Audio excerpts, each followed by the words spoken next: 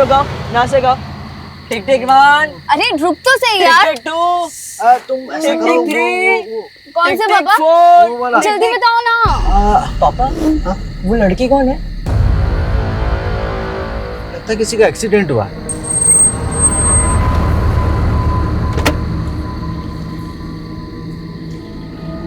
क्या हुआ बेटे? तुम चिंता मत करो, मैं डॉक्टर हूं, मैं देखता हूँ। लेकिन इन्हें हुआ क्या है?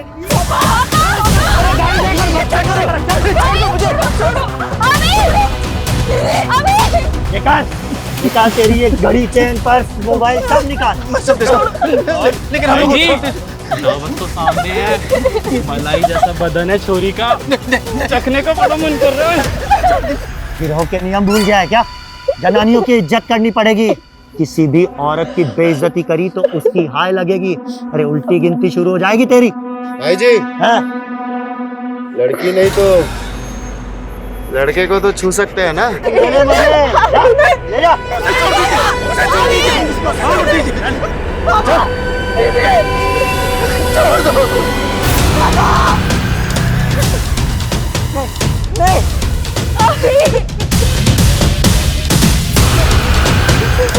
अबे रुक, मुझे जाने दो, कौन हो तुम? इस इलाके का राजा हूँ मैं, गब्बर। नमस्कार, मैं रेणुका शाहने क्राइम पेट्रोल सतर्क में आपका स्वागत करती हूँ। आग के लिए जैसे पानी का डर बना रहना जरूरी है, ठीक उसी तरह एक अपराधी के भीतर कानून का, पुलिस प्रशासन का खौफ बना रहना अनिवार्य है। लेकिन गब्बर और उसका गिरोह जिस तरह खुलेआम एक के बाद एक जुर्म को अंजाम दे रहा था, उससे पूरे शहर में एक दहशत का माहौल बन गया था। ये केस अपने आप में एक अनोखा केस था। गब्बर ये महज एक नाम नहीं रह गया था, बल्कि पूरे राज्य के लिए खौफ का, आतंक का प्रतीक बन गया था। इस केस में आपको कई ऐसी वारदातें देखने मिलेंगी जो जितनी भयानक है उतनी ही विचित्र और अकल्पनीय भी। इस वारदात के बाद पुलिस पर मीडिया और जनता का दबाव बढ़ा। पुलिस ने गब्बर को पकड़ने के लिए एक SIT यानी स्पेशल इन्वेस्टिगेशन टीम का गठन किया। लेकिन 20 सालों से पूरे राज्य को त्राहिमाम करने वाले गब्बर सिंह को पकड़ने का ये मिशन कई चुनौतियों से भरा था।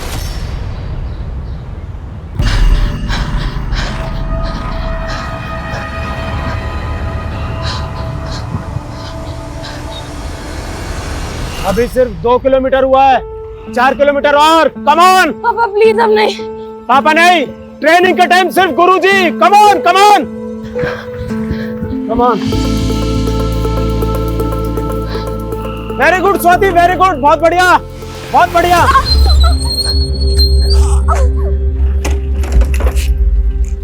क्या हुआ? गुरुजी, मेरे पैर की नस खिंच गई है शायद। रुक रुक रुक रुक, यहाँ ये रुक, पैर सीधा रख। हाँ आराम से, हाँ चल आजा। हाँ आराम से आराम से, ठीक है। ये ले बेटा, मट्ठा पी ले। ये ले बेटा। हेलो, हाँ भैया। हाँ नहीं, मैं बस आ रही हूँ। गुरुजी मेरा रिक्शा आ गया, मैं चलती हूँ। ध्यान से, पैर पे ज्यादा वजन मत डालना। अभी तेल की मालिश की है, पट्टी की है। कल अखाड़े आएगी ना तो एक बार तेल की मालिश और कर दूंगा, दर्द चुटकियों में चला जाएगा। ठीक है, चल मैं छोड़ देता हूँ। रिद्धि, स्वाति दीदी को नीचे तक छोड़ो। हाँ रिद्धि बेटा, छोड़ दो। और हाँ, वो ऑटो तक छोड़ना। हाँ, आज इतनी तेज भागी कि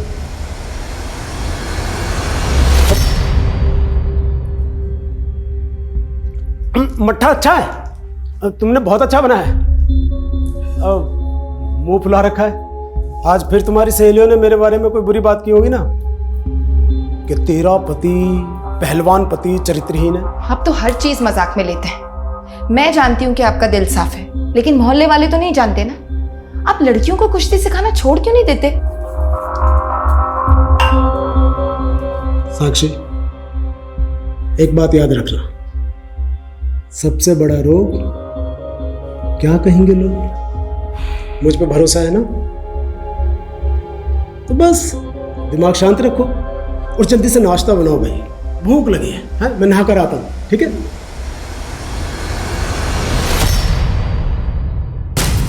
1999 गब्बर के खिलाफ पहला केस दर्ज हुआ 1999 में। और पिछले 20 सालों में उसके खिलाफ 200 केस दर्ज हुआ। शुरुआत छोटी मोटी चोरी चकारी से हुई, लेकिन आजकल वो लोगों को खुलेआम लूट रहा है। लेकिन सर 2014 से गब्बर का गिरोह किसी भी मर्डर में इन्वॉल्व नहीं था। पर पिछले 5 साल में 35 मर्डर केस दर्ज हुए, जिनमें ज़्यादातर पुलिस वाले हैं। सर लोग उसे गब्बर क्यों बुलाते हैं? जब पकड़ लेंगे तो खुद ही पूछ लेना। गब्बर का गिरोह दिल्ली से लेकर जोधपुर जाने वाला जो हाईवे है, उस हाईवे और उसके आसपास जो बाईपास है, वहाँ पर ज़्यादा एक्टिव है। हाल फिलहाल में उसने ज़्यादातर वारदातों को यही अंजाम दिया है, इसलिए हम शुरुआत यहीं से करेंगे। गब्बर को पकड़ने के लिए मैंने तो अंडर कवर ऑफिसर्स को बुलाया। सर गब्बर को आज तक किसी ने नहीं देखा। अगर ये पता लग जाए कि वो दिखता कैसा है तो उसको पकड़ने में आसानी होगी। वो बच्चा अभी हमारी हेल्प कर सकता है सर। अभी फिलहाल सदमे में, फिर भी कोशिश करते हैं। बुलाओ सर।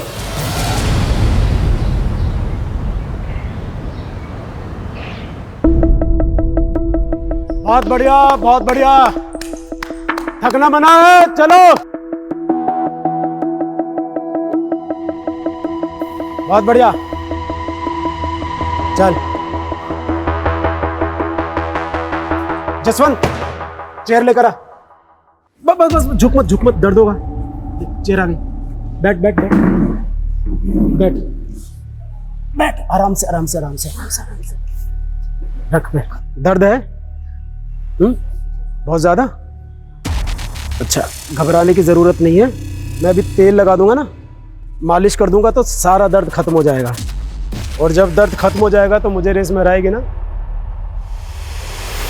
आराम से आराम से आराम से आराम से पैर नीचे रख। चलो खड़ी हो। चलो भाई, सब अपनी प्रैक्टिस जारी रखो। चलो चलो, आराम से आराम से आराम से।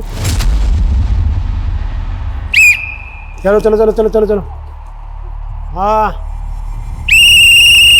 नाश्ता आ गया भाई। चलो बैठो बैठो बैठो, नाश्ता करो।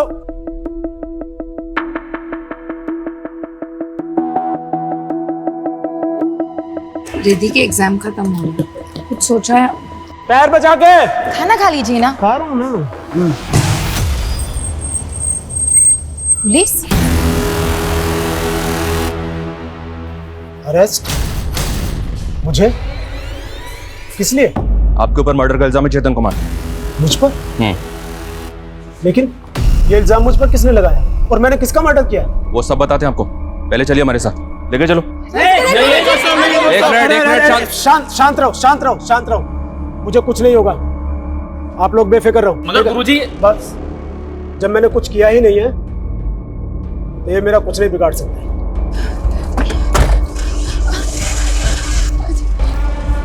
ऐसे कैसे ले जा सकते हैं आप? ऐसे नहीं ले जा सकते आप इन्हें। देखिए, आपके कहने पर मैं आ तो गया हूँ, लेकिन आप ज्यादा दिनों तक मुझे यहाँ रख नहीं पाएंगे, क्योंकि ये खबर अब तक पूरे इलाके में आपकी तरफ फैल चुकी होगी। और जिन लड़के लड़कियों को मैं ट्रेनिंग देता हूँ ना, वो मुझे अपना गुरु मानते हैं और वो अपने गुरु का अपमान बर्दाश्त नहीं करेंगे। पुलिस को धमकी दे रहे हो? नहीं, सलाह। अरे वाह, तुमने तो इतनी जल्दी पेशा बदल दिया। कुश्ती छोड़ के ज्योतिष बन गए। जब मैं कुश्ती लड़ता था ना, तो सामने वाले पहलवान को देखकर भांप लिया करता था कि कितनी देर टिके। मेरे आगे लोग ज्यादा देर तक टिक नहीं पाते हैं। पर ये तुम्हारा अखाड़ा नहीं है। और एक बात, केस सबूतों पर टिकता है और हमारे पास तुम्हारे खिलाफ ठोस सबूत है। अब भी वक्त है, जो भी सच है बता दो, वरना बहुत लंबा जाओगे चेतन कुमार। जरा सोचिए अंकल, अगर आप रात को सो रहे हो और आपके बिल्डिंग का वॉचमैन जोर जोर से चिल्लाए, तब आपको पता चलेगा। वॉचमैन? हाँ, वो बहुत बुरा है अंकल। रात को जोर जोर से चिल्लाता है, सोने नहीं देता रात को।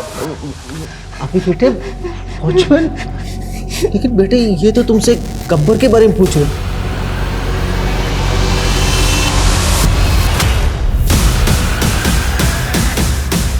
टैटू, ठुकरी का टैटू कौन से हाथ पे था? राइट हैंड पे? हाँ, नहीं, लेफ्ट, राइट, लेफ्ट, राइट। अभी अभी अभी इट्स ओके, रिलैक्स। अभी भूल जाओ ठुकरी को। इधर देखो, देखो आपके पापा और दीदी तो उनका चेहरा नहीं देख पाए थे। और आपने तो उनका चेहरा देखा होगा, वो आपको साथ में लेकर गए। किसी का चेहरा याद? अब प्लीज सर, ये जितना जानता था बता चुका है, इसे और टॉर्चर मत कीजिए, हमें जाने दीजिए। ये क्या बोल रहे हैं सर आप? गुरुजी ने खून किया है, मैं नहीं मानता सर। सर हम मान ही नहीं सकते सर, गुरुजी को किसी ने फंसाया है, वरना गुरुजी तो काफी भले इंसान है। तुम यहाँ पे कब से ट्रेनिंग ले रही हो? सर 3 साल से मैं यहाँ कुश्ती सीखना चाहती थी, लेकिन मेरे बाबूजी को ये सब पसंद नहीं था। गुरुजी ने काफी समझाया बाबूजी को, लेकिन वो नहीं माने। तब तो इस बात को लेकर तुम्हारे पिताजी को चेतन पे बहुत गुस्सा भी आया होगा। मोहल्ले में सब गुरुजी से नाराज है, लेकिन गुरुजी को इन सब की परवाह नहीं है। पिछले 3 साल से गुरुजी मेरा रहना, खाना, पीना, ट्रेनिंग सबका खर्चा उठा रहे हैं। लास्ट ईयर जब मैंने एशियन चैंपियनशिप में सिल्वर जीता था तो मुझे 5 लाख का इनाम मिला था। मैंने जब वो गुरुजी को देना चाहा तो ये रकम तेरी है, तू रख। खिलाड़ी की जिंदगी बड़ी अजीब सी होती है। आज तू जीती है तो ये फूल मालाओं के हार, और अगर कल तुझसे ही कुछ गलती हो गई तो यही लोग जूतों के हार पहनाएंगे। सर गुरुजी ऐसा कुछ भी नहीं कर सकते, कोई उन्हें सच में फंसा रहा है।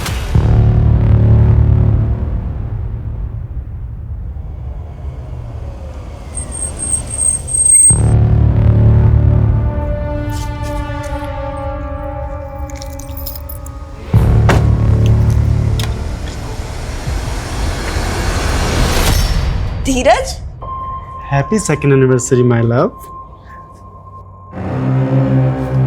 तुम कब आए?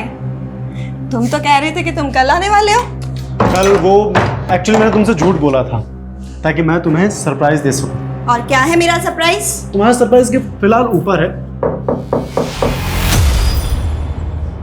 तुम जरा चलकर देखो, मैं ये देख लेता हूँ। कौन है?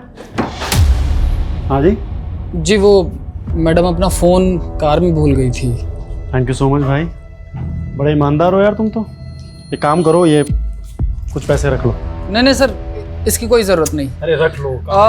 नहीं मैडम, आपका फ़ोन दे दिया मैंने। Thank you so much. ये रखो तुम्हारा फ़ोन।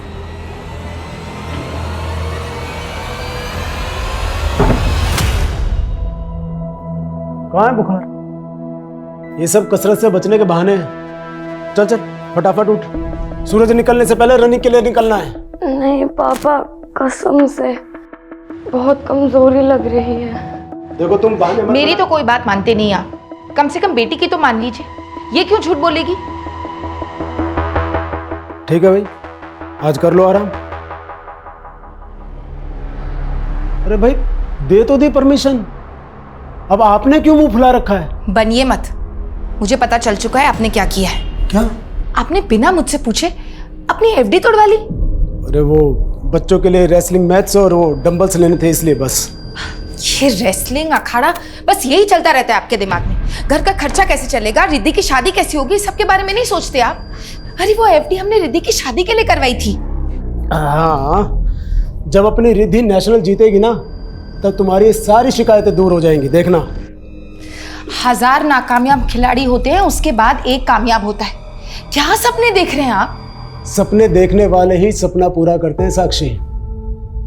और मेरा भी सपना है कि मेरे खिलाड़ी ओलंपिक में गोल्ड मेडल जीते, जो मैं कभी नहीं जीत पाया। लेकिन देखना, एक दिन मेरा यह सपना जरूर पूरा होगा।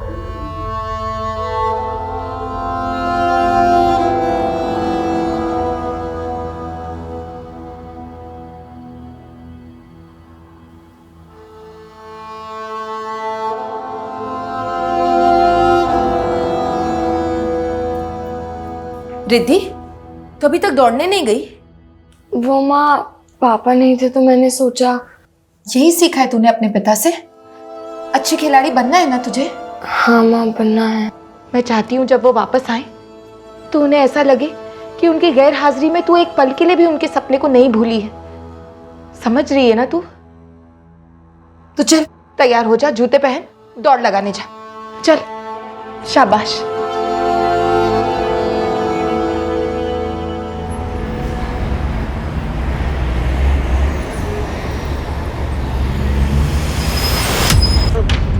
गाड़ी चलानी नहीं आती क्या? कौन हो तुम लोग?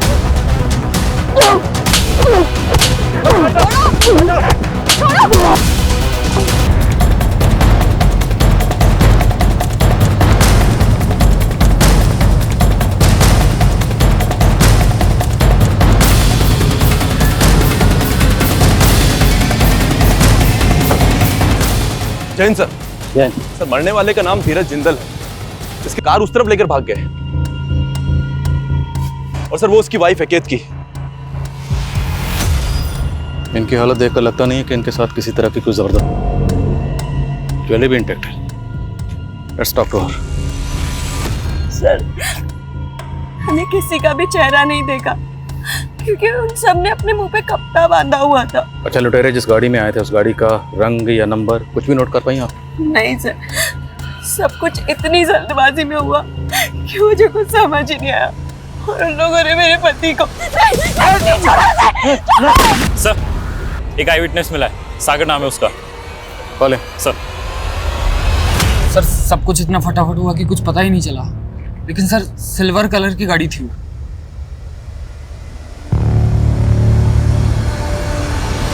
गाड़ी का नंबर नोट कर पाए? सर मैं जल्दबाजी में गाड़ी के नंबर पर तो ध्यान नहीं गया मेरा। कितने लोग थे? सर लगभग 3-4 लोग थे। किसी का चेहरा देख पाया? सॉरी सर, सबने अपने चेहरे ढके हुए थे। अपना फ़ोन नंबर और एड्रेस इन्हें दीजिए, अगर ज़रूरत पड़ी तो आपको कॉल करेंगे।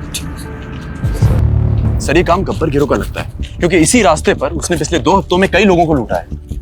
लेकिन सवाल ये है, अगर ये काम गब्बर गैंग का है तो उन्होंने सिर्फ कार को क्यों लूटा?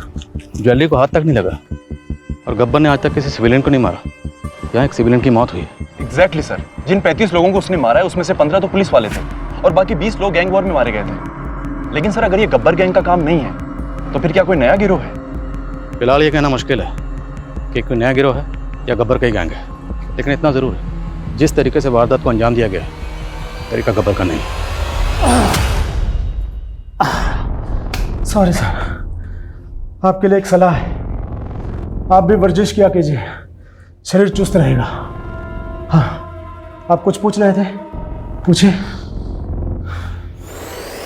12 जून को कहाँ थे तुम? 12 जून आप कहाँ थे? सवाल पहले मैंने किया चेतन कुमार, तो जवाब भी आप ही दे दीजिए। मैं तो शायद थाने में ही था। लेकिन पक्का आप थाने में थे? तो मेरा जवाब भी कुछ ऐसा सही है, मैं भी अखाड़े में ही था शायद। लेकिन तुम्हारा फोन बलराम के एरिया में एक्टिव था, वो एरिया जहाँ पे उसका मर्डर हुआ था। ये कॉल डिटेल्स है तुम्हारी, इससे साबित होता है कि जब बलराम का मर्डर हुआ था तुम्हारा फोन वहीं पे एक्टिव था और तुम भी वहीं थे। साहब मैं ठहरा पहलवान आदमी, मोटी बुद्धि का, मुझे ये सब बातें कहाँ समझ में आती हैं। अब वैसे आपसे एक सवाल कर सकता हूँ? जब आपने मुझे अरेस्ट किया तो आप गांधीनगर गए थे क्या? नहीं। क्यों? आप नहीं गए थे, लेकिन मैं दावे के साथ कह सकता हूँ क्या आप अपने मोबाइल की लोकेशन निकलवाइए, पक्का गांधीनगर निकलेगी।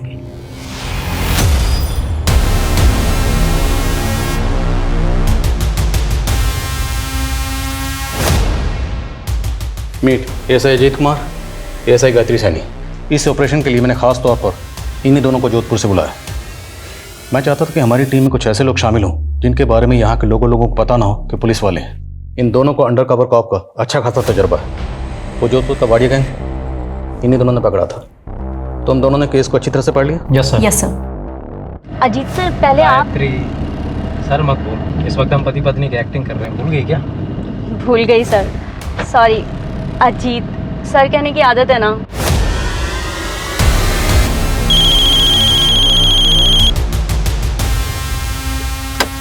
एक मिनट। हेलो, चलो मैं करता हूँ बाद में बात। राम राम सा, गाड़ी खराब हो गई क्या? हाँ अबे बंदूक दिखाता है, हमें बंदूक दिखाता है। अजीत सर,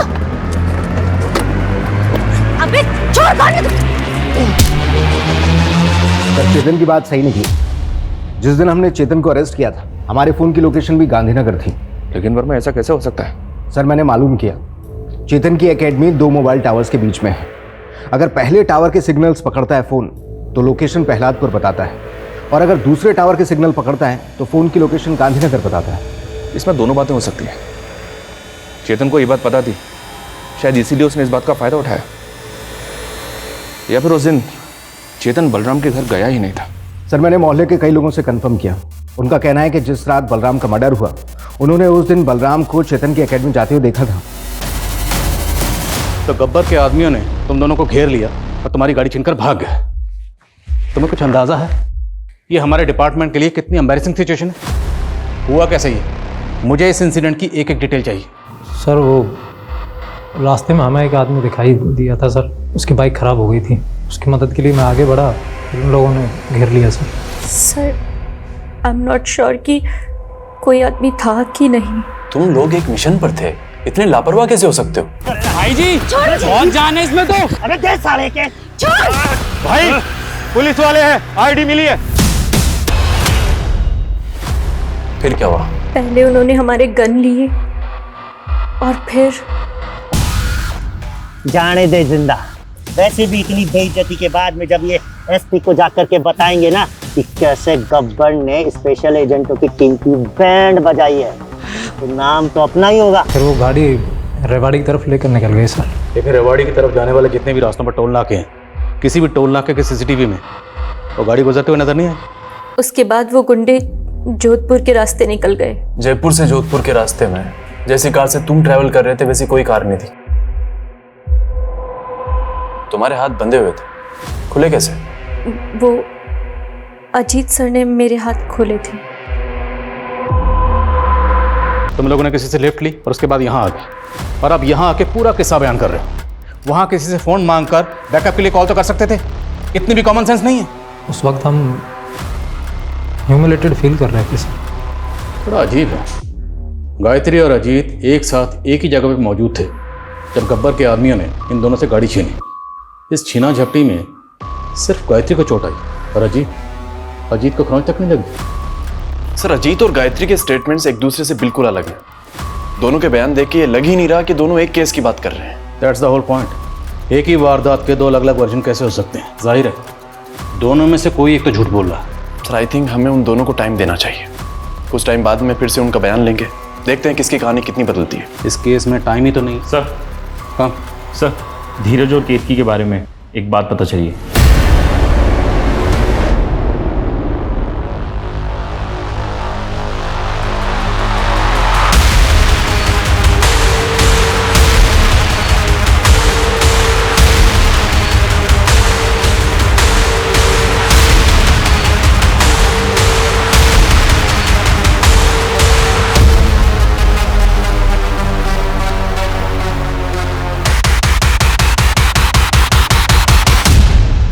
हाँ सर, धीरज दोस्त था मेरा, लेकिन एक नंबर का लफंगा आदमी था। केतकी के पैसों से उसका घर चलता था और जब वो बेचारी बाहर जाती थी तो वो किसी भी लड़की को बुला लेता था, कहता था कज़न है। और ऑफिस में भी सर उसकी लड़कियां बहुत कंप्लेंट करती थी। नहीं सर, धीरज कभी कभी दूसरी औरतों की तरफ देख जरूर लेता था, बट आई डाउट कि वो ऐसा कुछ कर सकता है, बिकॉज वो एक नंबर का डरपोक आदमी था सर। चेतन कुमार, तुम्हारी टॉवर वाली बात तो सही निकली, लेकिन इससे ये साबित नहीं होता है कि तुम निर्दोष हो। अगर तुम वाकई में खुद को निर्दोष साबित करना चाहते हो तो मर्डर वाले दिन शुरू से लेकर आखिर तक बताओ हुआ क्या था। जिस रात बलराम का मर्डर हुआ उस दिन सुबह वो मुझसे मिलने के लिए मेरी रेसलिंग एकेडमी आया था। जसवंत, मुझे गुरुजी से बात करनी है। तूने गुरुजी का पहले ही बहुत अपमान कर दिया है, तू जा यहाँ से अब। जसवंत शांत हो। यह अखाड़ा हमारा मंदिर है और यहाँ जो कोई भी आता है वो हमारा मेहमान है। बलराम, अब क्या हुआ? अभी भी कोई आरोप लगाना है मुझ पर? माफी मांगनी है आपसे गुरुजी। मैंने अपनी नाकामयाबी का गुस्सा आप पे निकाला, मुझे माफ कर दीजिए गुरुजी। बलराम, बलराम खड़ो, जा, माफ किया। गुरुजी, अगर आज आप मेरे घर पे चाय के लिए आएंगे तो मुझे भरोसा हो जाएगा कि आपने मुझे माफ कर दिया। आएंगे ना गुरुजी? बहुत अच्छा लगा आप मेरे कहने पर हमारे घर आए। ये लीजिए चाय। अरे भैया, आप चाय के साथ कचौरी नहीं लाए? हाँ तो बस अभी 2 मिनट में लेता हूँ नंदू की दुकान से। अरे नहीं नहीं नहीं, उसकी कोई जरूरत नहीं। अरे गुरुजी, इसकी जरूरत है। इसी बहाने से हम थोड़ी देर बातचीत कर लेंगे। घनश्याम भैया आप जाइए, मैं बस अभी। आप मना मत कीजिए गुरुजी, और आइए अंदर बैठ के आराम से बात करें। आइए। फिर मैंने चाय नाश्ता किया और वहां से चला गया। यानी जब तुम बलराम के घर से निकले तब बलराम जिंदा था और उसका बड़ा भाई घनश्याम वही था? जी। ये बात आपने हमें पहले क्यों नहीं बताई? क्योंकि आपने पूछी नहीं।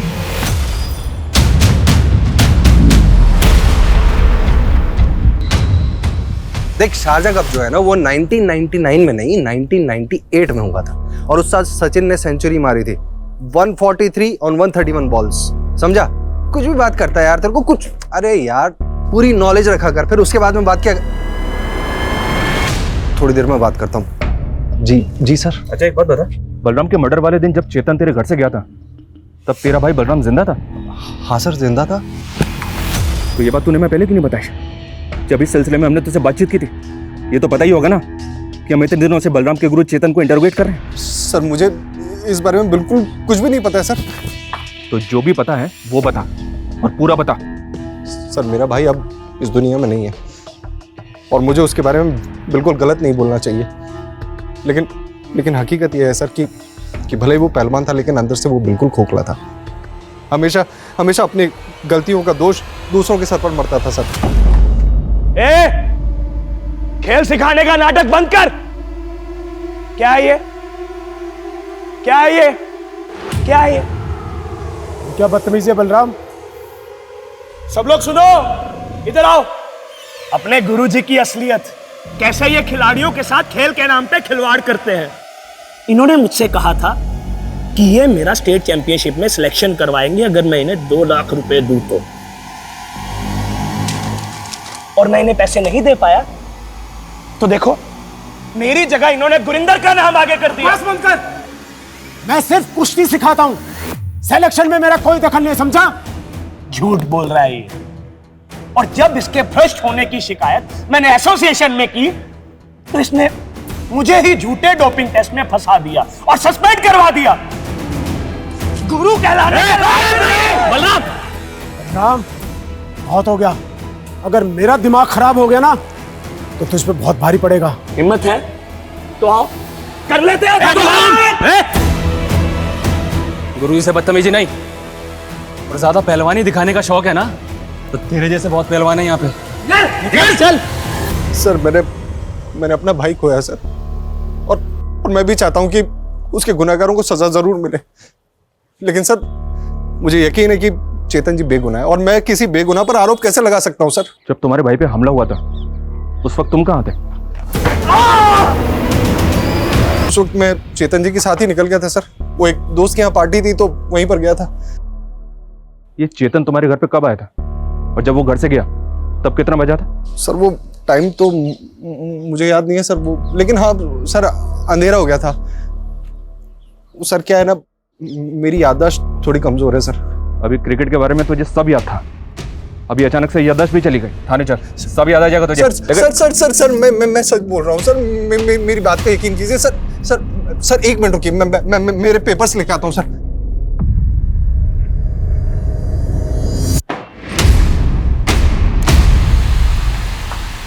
ये देखिए सर, ये न्यूरोसर्जन ने दवाइयाँ लिखी सर मेरे लिए।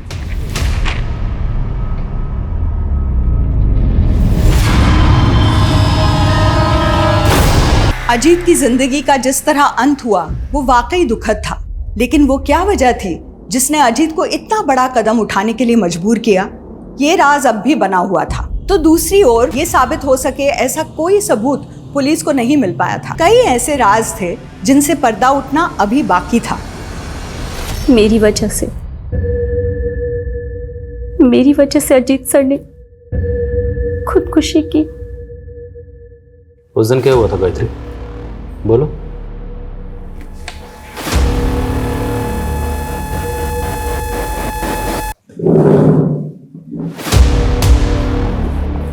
बोलो गायत्री, उस दिन क्या हुआ था? उस दिन मेरा रेप हुआ था सर।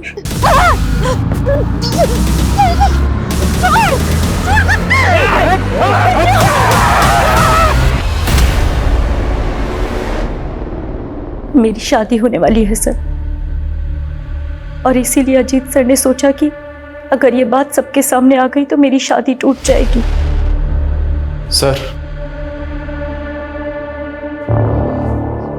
सर मैंने धीरज की वाइफ केतकी की डिटेल्स निकाली। वो जो ड्राइवर आई विटनेस बन के हमारे सामने आया था। सागर? जी सर, सागर। दरअसल वो केतकी का बॉयफ्रेंड है।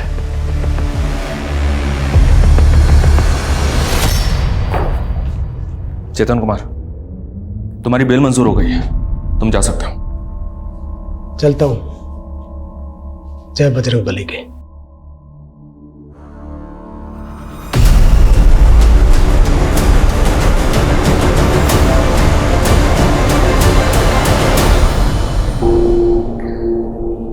सागर? कौन सागर सर? वही सागर जिसके इश्क में डुबकियां लगा रही थी, तुम्हारा बॉयफ्रेंड।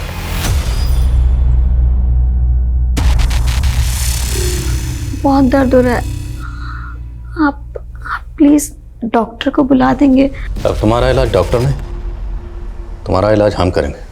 पूजा, लेके आओ मैडम को। सर, मेरा पति एक ठग था। वो पॉन्जी स्कीम चलाता था। खुद तो चला गया, लेकिन जिन लोगों ने इन्वेस्ट किए थे वो सब मेरे पीछे पड़ गए थे। इसलिए हॉस्पिटल में एडमिट होने का झूठा नाटक किया। तो मैं बेचारी क्या करती सर? मैं अकेली बेसहारा औरत, सब सारे पैसे मांग रहे थे सर मुझसे। अरे पूजा, मैडम को अच्छे से रुलाओ, मदद करो। नहीं सर, मैं ठीक हूँ। तो ठीक से जवाब दो। जिस दिन जिस जगह तुम्हारे शौहर धीरज, वहां तुम्हारा बॉयफ्रेंड सागर भी मौजूद था। क्यों? वो तुम दोनों को फॉलो कर रहा था ना? सागर ने भी धीरज की इस स्कीम में पैसे इन्वेस्ट किए थे। उसे बस अपने पैसे चाहिए थे, इसलिए वो हमें फॉलो कर रहा था। तुम्हारे और तुम्हारे बॉयफ्रेंड सागर, इन दोनों के बीच में कबाब में हड्डी था तुम्हारा शौहर धीरज, जिसे तुम दोनों ने बाहर फेंक दी। नहीं सर, ऐसा कुछ भी नहीं है। मैंने धीरज को नहीं मारा। और सागर से अफेयर, सर सागर से अफेयर भी मैंने धीरज से परेशान होकर के ही किया था। अरे सर, एक मिनट। सर, पिछले 18 सालों में गब्बर के खिलाफ हुए सारे केसेस इस फाइल में हैं। और सर, उसी पैटर्न के दूसरे केसेस और सारे विक्टिम्स के स्टेटमेंट्स इन दोनों फाइल्स में हैं। सर, क्राइम की मॉडस ऑपरेंडी चेक करते हुए मैंने रियलाइज किया कि एक स्पेसिफिक पैटर्न बन रहा है।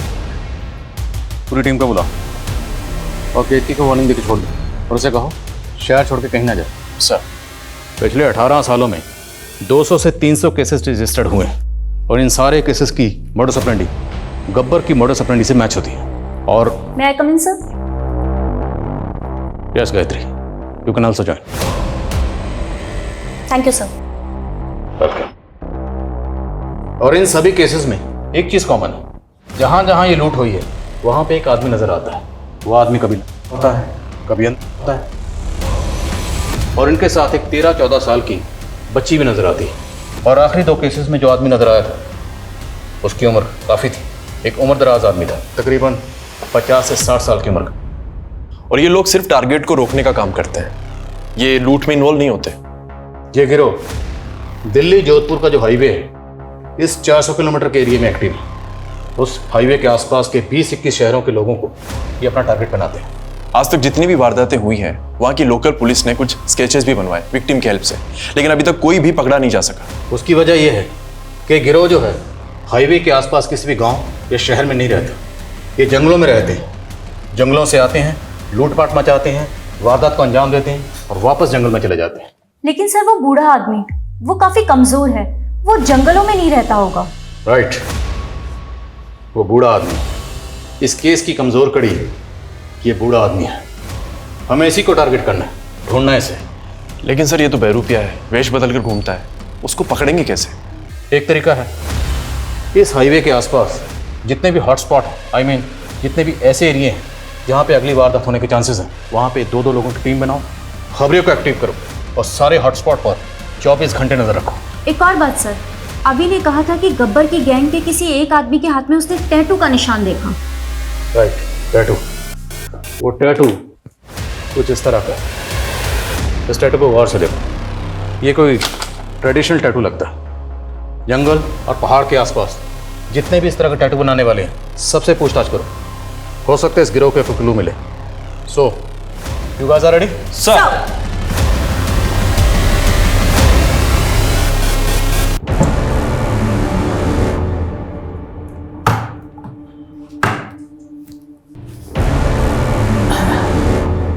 जाने हैं?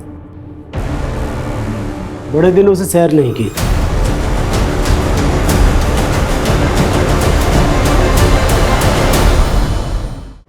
पुलिस टीम हाईवे से जुड़े उन सभी इलाकों में अपनी नजर बनाए हुए थी जहां लूट को अंजाम दिया गया था और आखिरकार 15 दिनों के बाद उनको एक सफलता हाथ लगी।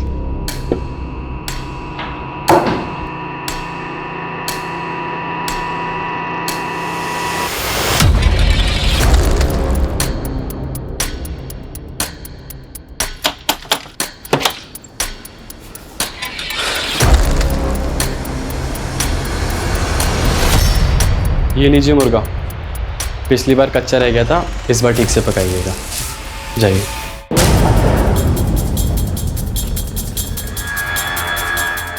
सर उस घर में करीब 3-4 लोग होंगे।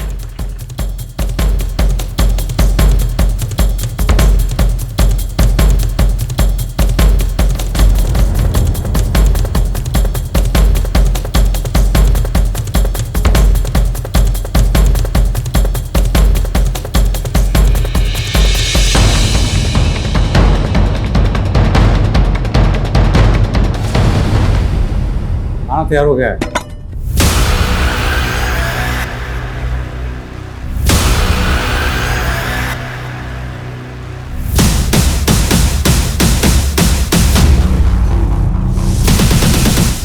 बाहर पुलिस है, अलर्ट हो जाइए।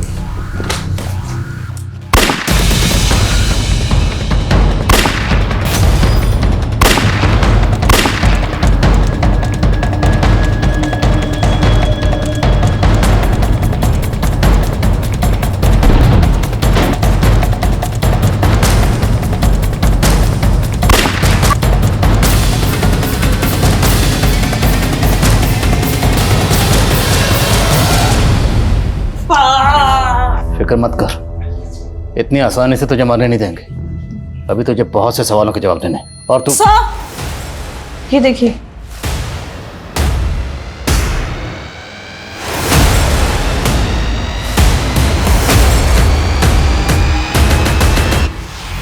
मरने वाले के हाथ में वैसा ही टैटू था जैसे गब्बर के हाथ में था। क्या गब्बर वाकई मारा गया था? 20 सालों से फैली दहशत का आखिरकार क्या अंत हो चुका था, या ये महज एक छलावा था? क्या गब्बर इस बार फिर पुलिस को चकमा देने में कामयाब हो गया था? दूसरी ओर पुलिस के हाथ कोई नया सुराग नहीं लगा था। बलराम की हत्या का पहला संदिग्ध चेतन कुमार अब शक के दायरे से बाहर था और अपनी पुरानी जिंदगी में लौट चुका था। लेकिन एक ऐसी घटना घटी जिसने इस केस की दिशा ही बदल दी। सर, हमने बलराम के भाई को बोला था कि हर हफ्ते थाने में आकर हाजिरी लगाए, लेकिन पिछले 2 हफ्ते से वो आया ही नहीं। मैंने घर जाकर मालूम किया तो पता चला कि घर पर ताला लगा हुआ, लगता है फरार हो गया। वर्मा, इस केस को हमें अलग अलग एंगल से देखना होगा। एक काम करो, सबसे पहले ये पता करो कि बलराम और चेतन के बीच में रिश्ते कैसे थे, और इस घनश्याम का भी तुरंत पता करो। बच के जाना नहीं चाहिए वो। सर, सरकारी गवाह बन जाओ। मैं कोशिश करूंगा कि तुम्हारी सजा कम हो, और ये भी कोशिश करूंगा कि गब्बर के ऊपर जो इनाम था वो भी तुम्हें मिले। वैसे बच्ची है कौन? वो गब्बर की बेटी है। उसकी मां मर चुकी है, और वो घर में मरने वाला गब्बर नहीं, बंसी था। तुम्हारा गब्बर से क्या रिश्ता है? मैं सुमित का नाना हूं, जिसे आप गब्बर के नाम से जानते हैं। सुमित का बाप लुटेरा था, कालिया डाकू। सुमित को भी जेल हुई। नाबालिग था, इसलिए उसे सुधार गृह में भेज दिया गया। फिर सुधार गृह से वो भाग करके बाहर निकला और उन 5 गांव वालों को मार गिराया। वहां से वो गब्बर बन गया। ये सुमित और गब्बर कहाँ मिलेगा?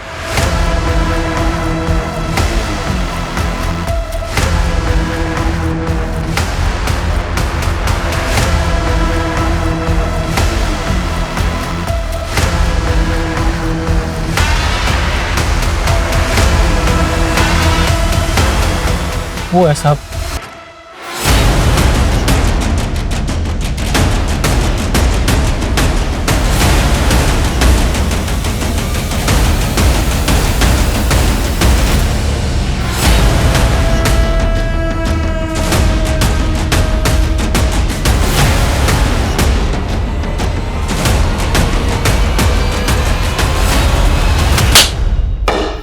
कितने कत्ल किए कभी गिना नहीं, होंगे कोई 35-36।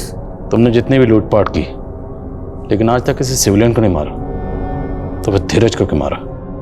एक आदमी की सुपारी उठाई थी, फिर मेरे लड़कों को मजा आने लगा। बस जोश में बेचारा धीरज मारा गया। तो धीरज की सुपारी मिली थी? नहीं। तो किसकी सुपारी मिली थी? जयपुर के एक बंदे को मारने की सुपारी ली थी गब्बर ने। 11 जून को उसको मारा था। कौन था वो आदमी? किसकी सुपारी ली थी? वो मुझे नहीं मालूम, फोन तो गब्बर को आया था। सर गब्बर के फोन में एक नंबर मिला है, पहलवान नाम से सेव्ड है।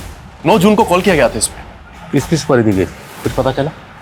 कोई तस्वीर वगैरह भेजी होगी? सर फोटो तो नहीं मिली, हो सकता है गब्बर ने डिलीट कर दी हो।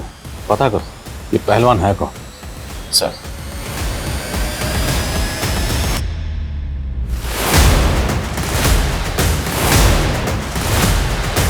सर, निर्माण नगर पुलिस ने पहलवान को अरेस्ट कर लिया है। चेतन पहलवान ने जिंदगी में सिर्फ एक ही चीज कमाई, इज्जत। और वो मेरी इज्जत की धज्जियां जगह जगह पर उड़ा रहा था, अपनी औकात भूल गया था साला। इसलिए तूने गब्बर को सुपारी दी थी। गब्बर होगा आपके लिए, मेरे लिए मेरे बचपन का दोस्त है सुमित। आज तो मुझे हरा के रहूंगा सुमित। मजाक अच्छा कर लेता है चेतन, अब देख। मैंने उससे मदद मांगी। अरे शांत हो जा मेरे पहलवान। नहीं सुमित, उसने मेरी इज्जत मिट्टी में मिलाई है। मैं उसका नामो निशान मिटा देना चाहता हूँ। तूने कह दिया तो समझ, हो गया उस पहलवान का राम राम। मैं तेरे साथ रहूंगा, मैं अपने हाथों से उसे मारना चाहता हूँ। मेरे ही अखाड़े में आकर मेरी इज्जत उतारेगा। हाँ क्या देखा? कुछ नहीं।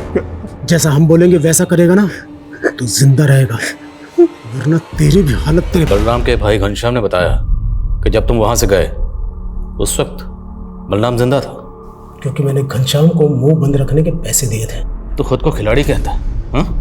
एक खिलाड़ी अपना दिमाग, अपना जोश, अपनी ताकत खेल में लगाता है, ना कि दूसरों की जिंदगी से खेलता है। लेकिन उस ने मेरी इज्जत। गब्बर उर्फ सुमित इस वक्त न्यायिक हिरासत में है। पुलिस जल्द उसके खिलाफ चार्जशीट फाइल करेगी। पहलवान चेतन कुमार के मुकदमे का ट्रायल भी जल्द शुरू होने वाला है। बलराम के भाई घनश्याम पर भी झूठी गवाही देने के जुर्म में जुर्माना लगाया गया। इंसान की परवरिश, उसका माहौल, उसकी शख्सियत को बनाने में अहम भूमिका निभाते हैं। गब्बर उर्फ सुमित की बदनसीबी यही थी कि वो एक गुनहगार के घर पैदा हुआ। अपराध का माहौल उसे विरासत में मिला था। अब मैं रेणुका शाहने आपसे विदा लेती हूँ। हम फिर मिलेंगे ऐसी एक कहानी के साथ जो रखेगी आपको सतर्क और जिंदगी को सुरक्षित। तब तक अपना और अपने परिवार का ख्याल रखिए और देखते रहिए क्राइम पेट्रोल सतर्क। जय हिंद।